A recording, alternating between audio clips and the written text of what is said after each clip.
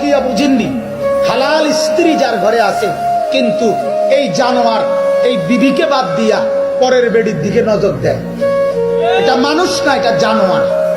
কথা বলেন, এটা কি বলেন? ঠিক না, এটা জানোয়ার বলেন। যে নারীর স্বামী আছে, ওই নারীও সেই স্বামীকে বাদ দিয়ে অন্য পুরুষকে যার কাছে পছন্দ হয়, ওই নারী জানোয়ার ছাড়া আর কিচ্ছু না। ওটাও অসভ্য, ওটাও নিকৃষ্ট। সেই নারীর কাছ থেকে তুমি যা পেতে চাচ্ছ, সেটা তো তোমার স্ত্রীর কাছেই আছে। কথা বলেন না কেন? ওই পুরুষের কাছ থেকে তুমি মহিলা যা পেতে চাচ্ছ, এটা তো তোমার স্বামীর কাছেই আছে। আল্লাহ নবী সাল্লাল্লাহু আলাইহি সাল্লাম বলছেন, ফাইন্নাল্লাযী মাআহা মিসলাল্লাযী মাআহা।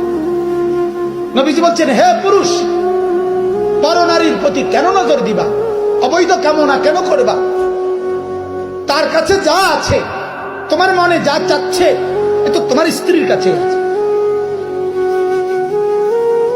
তাহলে কেন তুমি পরনারীর প্রতি নজর দিবে?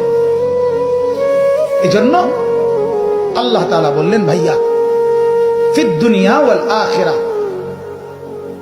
অশ্লীলতার প্রচার করে, বেহায়াপনার প্রচার করে, ফাহিশা, তাদের জন্য আযাব দুনিয়াতেও আখিরাতেও। এরপরে আজীব কথা, আল্লাহ বলেন, আল্লাহু ইয়ালামু ওয়া আনতুম লা তা'লামুন। দুনিয়াতে এই বেবিচারী, এই অস্থিরতার প্রচারকারী, বেহায়াপনা, লম্পট, নারীকে কেন্দ্র করে নাচ, নারীর গান, নারীর নৃত্য, নারীর প্রেম, নারীর ছবি, নারীর উলঙ্গ দৃশ্য, নারীর সাথে জিনা, বেবিচার, অবৈধ প্রেম, অবৈধ ফোনে আলাপ, অবৈধ সম্পর্ক, এরকম যে কোনো কিছু, আল্লাহ তাআলা বলেন, এর কারণে দুনিয়াতে আমি শাস্তি দেব, আখিরাতেও দেব। আল্লাহু ইয়ালামু, তবে সেটা কেমনে দেব, কিভাবে, কারে দেই, এটা আমি শুধু জানি। ওয়া আনতুম লা তা'লামুন, তোমরা জানো না। বুঝেন নাই কথা? সবাই রে শাস্তি দেব আমি এরকম যে যতজন মোবাইলে মহিলার ছবি দেখছে, ফেরেশতা পাইকারি ভাবে গড়ে সবাই একটা একটা টানা সটকনা দিয়ে পড়ছে, এরকম না।